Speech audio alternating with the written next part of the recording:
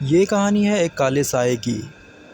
आसाम के कुछ क्षेत्रों में शैतानों का साम्राज्य बना हुआ है, क्योंकि वहाँ के लोगों को अक्सर धोखे से मारकर उन्हें गड्ढे या तालाब में फेंक दिया जाता है। घरों के नीचे दफन लोगों की आत्माएं अक्सर भटकती रहती हैं और कमज़ोर लोगों को अपना शिकार बनाती हैं। ऐसे ही एक अनुभव मेरी मौसी के साथ हुआ था। ये बात तब की है जब मेरी मौसी को लड़का हुआ था और डिलीवरी के बाद उनका शरीर काफ़ी दुर्बल और कमज़ोर हो गई थी, क्योंकि उस ज़माने में डिलीवरी गाँव और घरों में ही किया जाता था और बीमार पड़ने पर लोगों को आयुर्वेदिक दवाएं और घरेलू नुस्खा ही दिया जाता था। डिलीवरी के बाद मौसी को एक कमरे में आराम करने के लिए कहा गया था और उनके नवजात शिशु को उनकी सास देखभाल किया करती थी। एक दिन की बात है, मौसी कमरे में सोई हुई थी, तभी उनको अचानक से कुछ आहट हुई और उनकी आंखें खुल गई। उन्होंने देखा कि कोठरी की जो एक खिड़की थी, उस खिड़की से एक काला साया उस कोठरी में अंदर आ रहा था। ये देखकर मौसी काफ़ी डर गई थी। जब तक वो काला साया कोठरी के अंदर आता तब तक मौसी बहुत ज़ोर से चिल्ला उठी थी।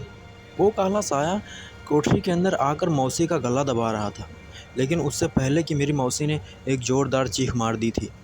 उनकी चीख सुनकर उनकी सास दौड़ती हुई उनके कमरे में आई।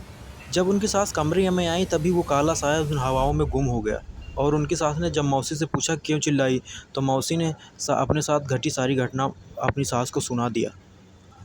उनकी बातें सुनते ही मौसी मौसी उनकी सास सब कुछ समझ गई और उन्होंने गौर किया। अक्सर डिलीवरी वाली औरतों के तकिए के नीचे कोई लोहे की वस्तु रखी जाती है।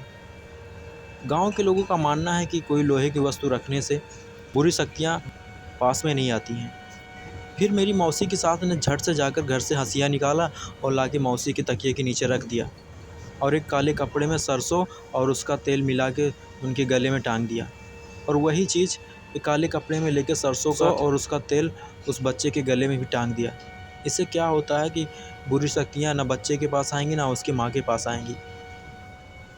लेकिन ये मौसी की सास थी, उनके मन में खटक रही थी। दूसरा दिन हुआ, वो मौसी की सास उस बच्चे को लेकर एक पास के गांव वाले मंदिर में गई और वहां पर उन साधु से वो सारी बातें बताई। साधु ने उन्हें बताया कि वो काला साया दोबारा भी आ सकता है। तो मौसी के साथ ने कहा, बाबा जी इससे बचने का क्या उपाय है? तो बाबा जी ने बताया कि जाओ अपने घर का जो मेन गेट है उसके सामने हमेशा आग जला के रखनी है। जब तक तुम्हारी बहू सौरी से बाहर नहीं निकल जाती तब तक तुमको उस आग को जला कर रखनी है। और एक बात का याद रखना, जब भी तुम्हारे घर में कोई अंदर आता है तो उसको पहले उस आग से अपने हाथ पाँव को सेकना है, फिर वो अपने घर के अंदर आ सकता है।